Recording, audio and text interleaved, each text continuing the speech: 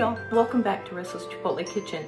Today we are going to make the most amazing casserole. If you like enchiladas, but you don't want to take the time to mess with the rolling and all of that, you're gonna love this easy recipe. So for this easy Tex-Mex casserole, we're gonna need ground beef, onions, black beans, enchilada sauce, taco seasoning, a little water, corn tortillas, pepper jack cheese, and cheddar cheese. If you don't like spicy, then you can use regular Monterey Jack cheese or all cheddar cheese, or however you want to do that. The first thing we're going to do is take the corn tortillas and just cut them right in half. Don't need to do anything else, just a quick cut. And they don't have to be exact, so don't worry about that. Now what we want to do is we want to brown the ground beef and the onion, and I'm going to do that and then I'll be back. While that ground beef is cooking, I'm going to go ahead and shred the cheese. Now, I always shred from a block. I don't buy the pre-shredded cheese because the cheese that you buy in the packages that is already shredded are dusted with a type of cellulose, which is believe it or not, almost like sawdust, okay? I know that sounds weird, but anyway, it's a type of cellulose, and it's dusted so that the pieces of shreds of cheese don't stick together in one big clump. The problem with that is, if you're just putting it on a taco or you're just topping a salad with it, you know, it's probably not that big of a deal, even though I don't think it tastes as good. But the real problem with it is when you put it in a casserole or some place where you want it to melt, the coating on the shredded cheese keeps it from melting. So whenever you're going to do any kind of casserole, it's always better to shred the cheese from a block. One of the things that I didn't tell y'all about the ground beef is that I always use a 90-10 or a 93-7 lean ground beef, but you can use a fattier ground beef, like if you usually get an 85-15 or something like that. You can use that. Just make sure that you drain the fat off really well before you add the remaining ingredients. And I even, with beef that's fat, having trouble talking today. With beef that's that fatty, I even like to rinse it and pat it dry. And I know some of y'all are just going, oh my gosh, there's no flavor left. But I don't like greasy food. So you don't have to go to that extent, but for this casserole, I would really suggest that you definitely drain the fat off and maybe even soak it up with a paper towel, right? Or use, like I do, the super lean beef. It's just, I don't know. I don't like a lot of grease, that's all. All right, so we're gonna shred this. We just need a cup of the pepper jack. And I just shredded, because I was talking to y'all, I just shredded way more than a cup of pepper jack, but that's okay. I will put it in a Ziploc and save it for another day. Okay, so we're gonna measure a cup of this. Never am exact with cheese. And that is definitely more than a cup, but that's all right. And then I'm just gonna put this in a Ziploc. I'll be right back. Cheese is one of those things you don't have to usually be exact about. Okay, now I'm gonna need 2 cups of cheddar, and I'm pretty sure this is way more than 2 cups. So to keep myself from doing that again, I am going to cut it in half and then see what I have. So I'm gonna shred this and stir the ground beef a little bit, and then I'll be back. So the meat is still cooking, the cheese is all shredded. I've got a 13 by 9 inch pan. I'm just gonna spray it with some no stick cooking spray. That just helps with the cleanup. And then we're gonna put a little bit of the enchilada sauce in the bottom of the pan. And I wanna stir this up because sometimes it separates a little bit. So I'm gonna do about like that. And then just smooth it over the bottom of the pan.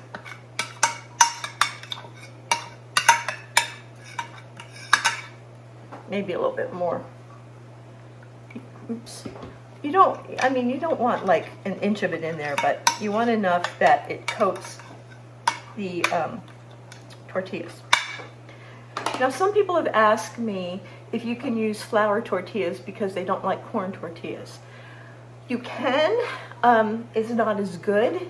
The flour tortillas kind of get gummy and super soft, and it works in some casseroles, but not in this one.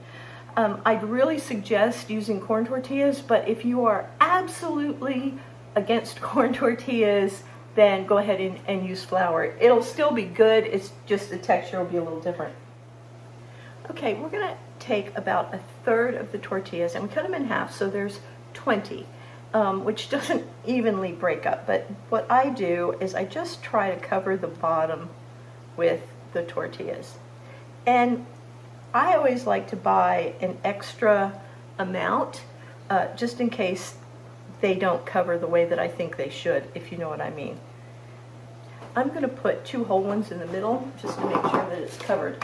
And that's what I'm talking about. You know, if you buy just the exact amount you need, you might run short. It's better to have a few extra. So I'm going to do this and this.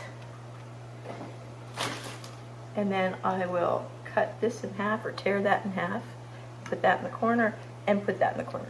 It doesn't have to be totally covered, but you want a good layer down there. And I think the meat is about done, so I'm going to go ahead and set this aside.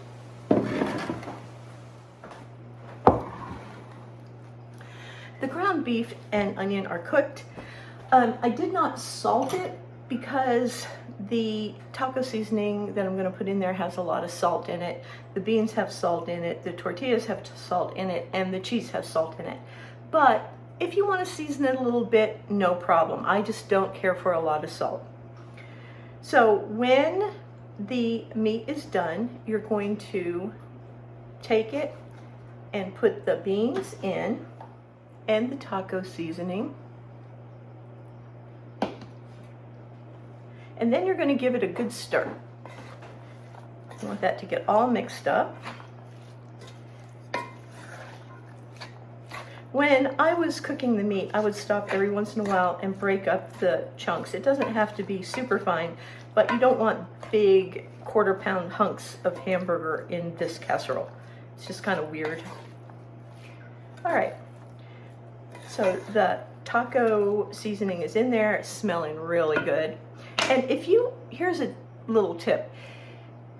If you have got more month than budget, or if you just need to stretch the meal a little bit, you can double the amount of beans, you can half the amount of ground beef, you can add some corn to stretch it. There's lots of things you can do. So when you see a recipe, especially for a casserole, don't feel bad about, changing it up a little bit as you need to. Usually a casserole is pretty forgiving and you don't have to worry about messing it up. But there's been lots of times that my oven's ready. There's been lots of times that I've stretched out this particular casserole with an extra can of black beans and a cup or 2 of corn, frozen corn. So when you've got it like that, then you're just going to put a little bit of the water in, just enough to moisten it. You may not need all of the water. Stir that up, and then we're going to put it back on the stove for a few minutes, just to heat it through and cook the taco seasoning down a little bit. I don't think I mentioned that in the recipe on the blog, but y'all know it because you watched the video. Now, while I'm warming that meat back up, giving it a little simmer for maybe 2-3 minutes, I'm going to mix the cheese together.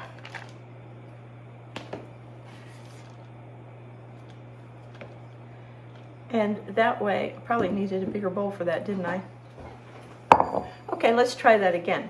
While I've got the meat on to simmer, I'm going to mix the cheese together and try to get it pretty even.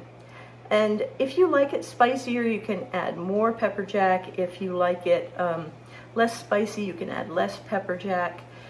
I've been known to add a can of chilies to the beef mixture before I spoon it into the casserole.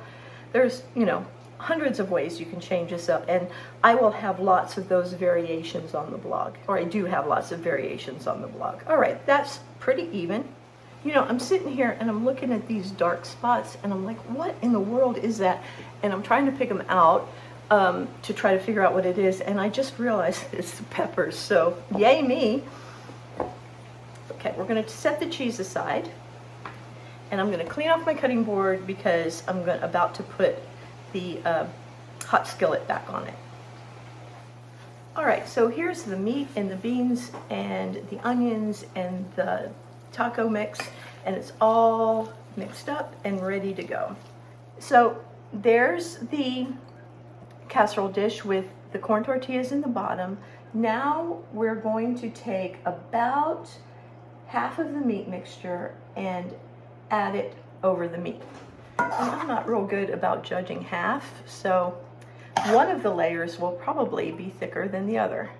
You just spread it around over that layer, and you want to cover it pretty evenly if you can. Now this isn't the only layer that's going to be on there, so don't worry if a little bit of the tortillas shows through. Just get it as even as you can towards the edges. Now we're going to take about 1 cup of the cheese, and we're going to sprinkle that right over the meat. If you like more cheese, add more cheese. Seriously. If you like less cheese, you don't want it as gooey, or you're trying to be more careful with fats, then use less cheese. It's okay. I don't care for the low-fat cheeses, but I'm pretty sure if it'll melt, it'll work. Now I'm going to take half a cup of the enchilada sauce, and I'm going to drizzle that right over everything. And then we're going to start over with the tortillas. Just put them on there, just like that. Now we're going to put the remaining ground beef mixture on top. So I guess it's, in some ways it's like a Mexican lasagna, but I've got a Mexican lasagna on the blog and it's different from this. So it's good though. I love all of this kind of stuff. I love an easy casserole. It just makes the weeknights getting dinner on the table so much easier. And this freezes really well. So a lot of times, well, when my kids were small and everybody lived at home, because I had 8 kids, so I cooked for 8 kids and a husband like every night. I would double or triple this recipe and put a couple in the freezer so that I would have them on a week that was super busy or I was super tired. So, highly recommend. All right, there's all of the beef. And then we are going to put another cup of the cheese over that. We're going to put another half cup of enchilada sauce over that. Just drizzle it.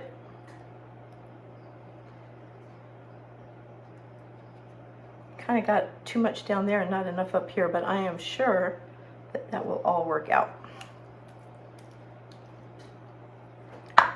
And then we are going to top it with more tortillas.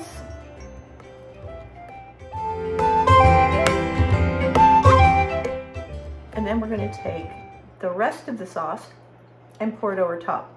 And I will tell you, if I think there's not enough sauce on here, I am going to go get some more and add that. I like it to be saucy, and sometimes it seems like it doesn't work as well as other times.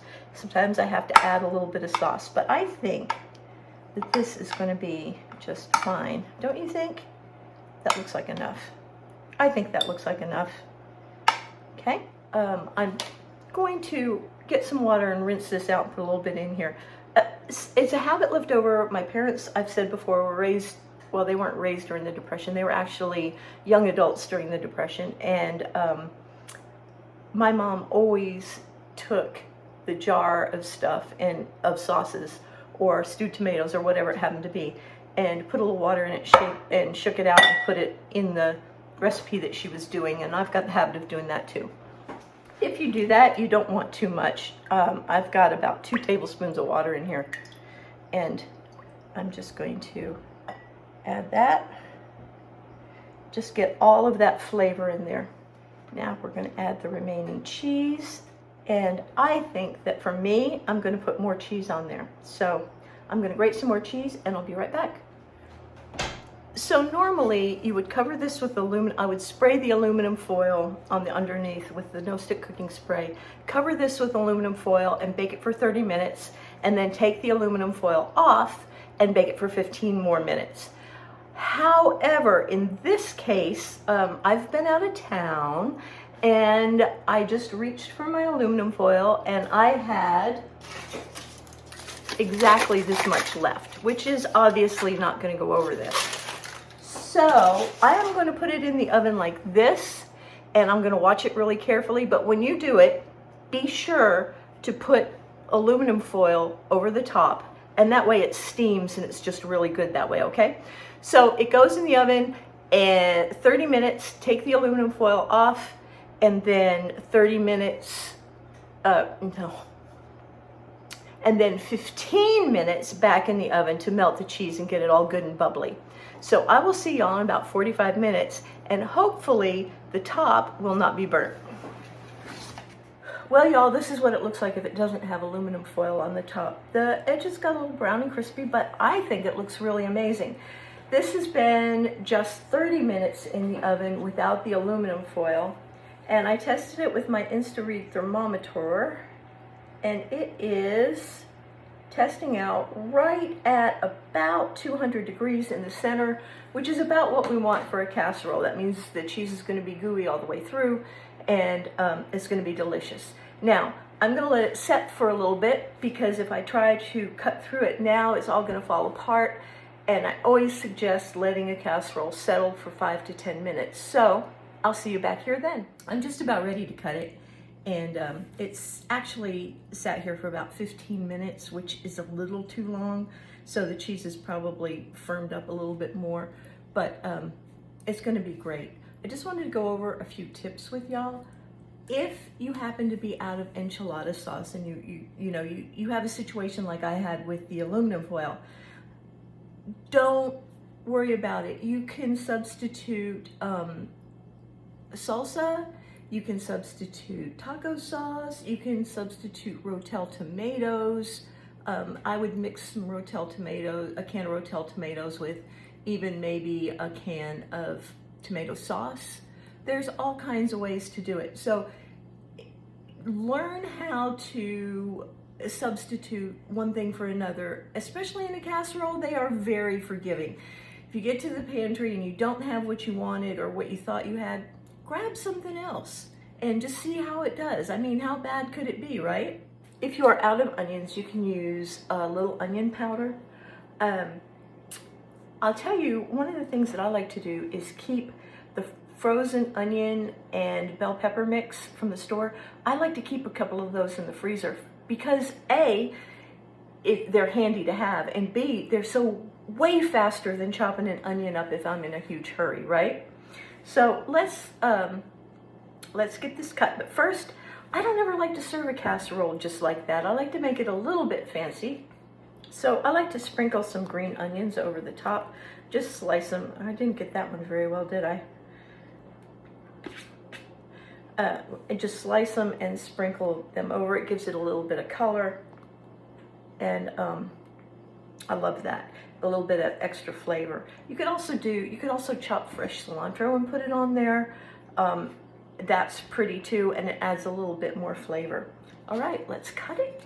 Kind of excited about cutting into this. It is so good. It smells so good in here.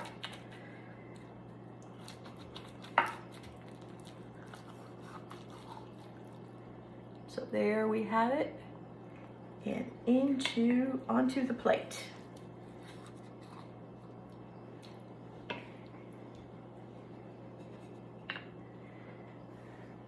Look at that. Ooh, so good. Layers of seasoned beef and black beans and cheese and corn tortillas and enchilada sauce. It tastes like an enchilada without all of the hassle of having to roll it up. So I hope you're gonna try it. Y'all, this is so good. The kitchen smells amazing. And this tastes so good. I just really couldn't wait to dig into it. It's got all that enchilada flavor, but so easy when you stack it like that.